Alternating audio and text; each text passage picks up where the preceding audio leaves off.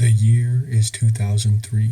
The Human Genome Project is 99% complete. The United States has begun its invasion of Iraq, and a struggling specialty sports car manufacturer has seemingly made a turnaround after debuting a luxury SUV, the Porsche Cayenne.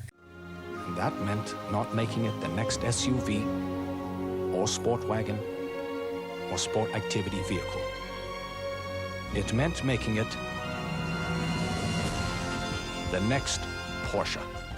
Hey, I'm Creech, and this is Creech in Cars. In late 2002, under the leadership of Ferdinand Porsche's nephew, and amid faltering 911 sales, Porsche released the Cayenne. It's hard to believe that only 20 years ago, SUVs were mostly uncharted territory, especially luxury ones. The creation of the Cayenne deserves a video of its own, which you might see in the future on this very channel. But for the first model year of 2003, almost 13,000 Cayennes were sold. This proved that there was a market not just for SUVs, but for sporty, luxurious SUVs. Long story short, there's a pretty good chance that Porsche would not be where it is today, and maybe not even around if it weren't for the Cayenne. As we now know, Porsche would eventually release the smaller Macan, and those two SUVs now combined for 4 times the sales of the 911 annually. After seeing the initial success of the Cayenne, Porsche decided to go all in on it and announced that the Cayenne would grow into sort of a sub-brand within Porsche. Reps stated that the company was planning on releasing 3 more Cayenne models to accompany the SUV that we all know and love. These 3 additions would be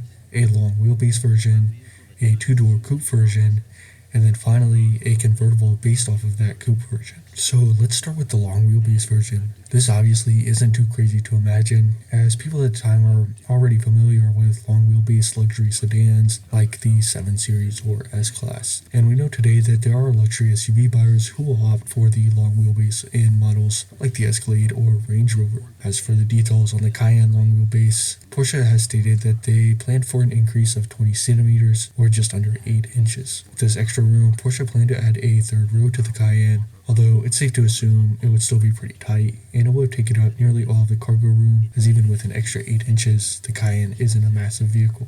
Porsche never actually built a long wheelbase version for the first-gen Cayenne, at least not one that was shown to the public, and as of this recording, Porsche has never ended up producing a long wheelbase for any generation of the Cayenne. The second model Porsche planned to pursue was the Cayenne 2-door coupe. Emphasis on 2-door because there's now a Sportback Cayenne with 4 doors that Porsche is calling a coupe, despite the definition of coupe being a car with 2 doors and a fixed roof. Now, this is where things start to get weird, but in 2002, this actually wasn't that abnormal. Remember that the first SUVs were essentially regular cab trucks with enclosed beds, and at the time of the Cayenne's release, there were other 2-door SUVs available, like the Blazer and Explorer. Although I think the design of a 2-door Cayenne is more complicated than more rugged SUVs like the Blazer or the modern Bronco. Design does seem to be one of the reasons Porsche would eventually cancel this expansion of the lineup, but we'll get into that in a little bit. We can still get a good idea of what the coupe would have looked like, as it would most likely have the same body as the convertible, just with a body-colored fixed roof. And finally, the one version of this car that Porsche actually did build is the Cayenne Convertible,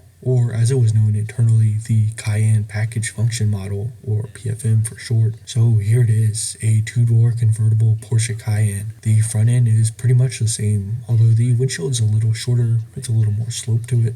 The doors appear to be extended, although Porsche never released official dimensions. This would make sense though, as the Murano Cross Cabriolet doors were extended by about 8 inches. Past the doors, the convertible looks like it has a bit more of a hip and fender flare than the standard Cayenne. With the top up, the roofline slopes evenly towards the back, and personally I think the Cayenne Convertible has a pretty good looking side profile. It still gives off the Porsche feel and has the same general shape as the 911 Cabriolet of the time. Porsche also planned for the Cayenne to use a convertible mechanism that was similar to that of the 911, but the soft top on the prototype is just operated manually, as Porsche never actually went through with building the mechanism as adjusted to the Cayenne's dimensions. The back end is where things get pretty weird.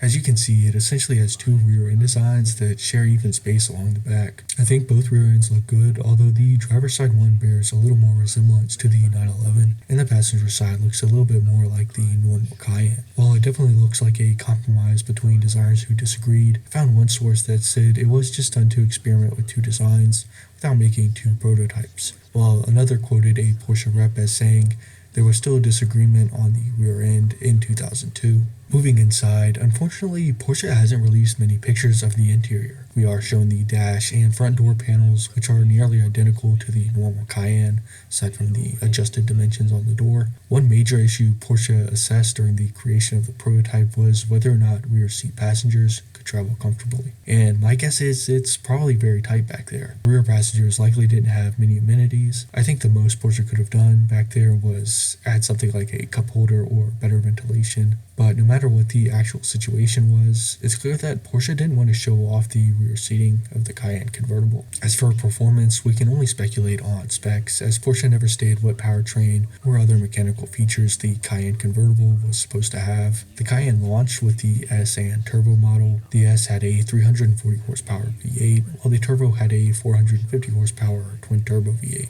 The Cayenne was all-wheel drive, with 62% going to the rear wheels. The Turbo model could get to 60 in 5.6 seconds and top out at 165 miles an hour, which isn't too bad even by modern standards. I think if Porsche did produce the convertible version, it would have only been an option for the turbo trim, although they may have planned to make it available for both trim levels. If you're interested in more specs for the first-gen Cayenne, let me know in the comments and I'll make a video dedicated to that production model.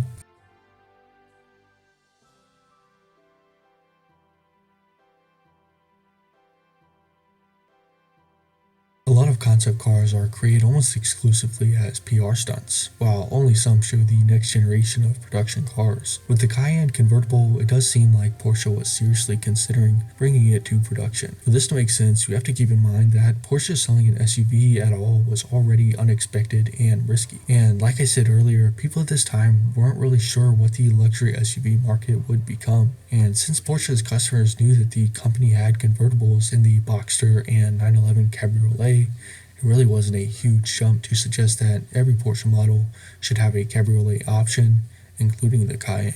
So with that in mind, why did Porsche ultimately decide not to bring it to production?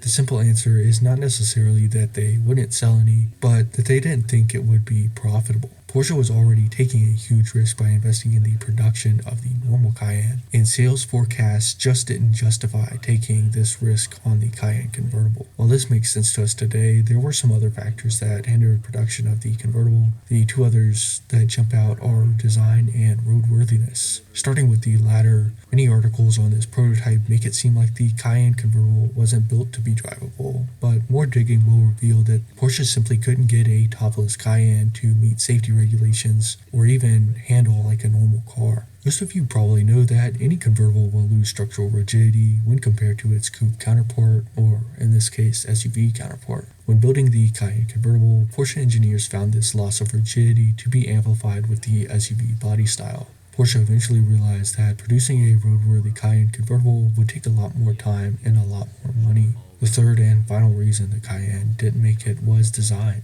Porsche executives at the time found the convertible model to be ungainly and with looks that were simply unworthy of the Porsche name. Current Chief of Design Michael Maurer had this to say in 2019 when he looked back on the design. Quote, "An SUV as a convertible is a challenge both aesthetically and formally. An SUV always has a large and heavy body. You combine this with a small top half and then cut off the roof. You get very strange shapes emerging from that," unquote. Personally, I don't think it looks terrible. I think it looks better than the Murano Cross Cabriolet and the Evoque convertible. Like I said earlier, especially from the side, it definitely gives off a 911 Cabriolet vibe, and it looks better than I would have imagined a Cayenne convertible to look. So that's the story of the Porsche Cayenne convertible that almost made it. The package function model prototype still exists and is stored in the Porsche Museum, although it's not currently on display. Thanks for watching. Let me know what you think about the Cayenne convertible in the comments. Do you think this is something Porsche should have at least tried? Would you drive a convertible Cayenne or convertible SUV at all?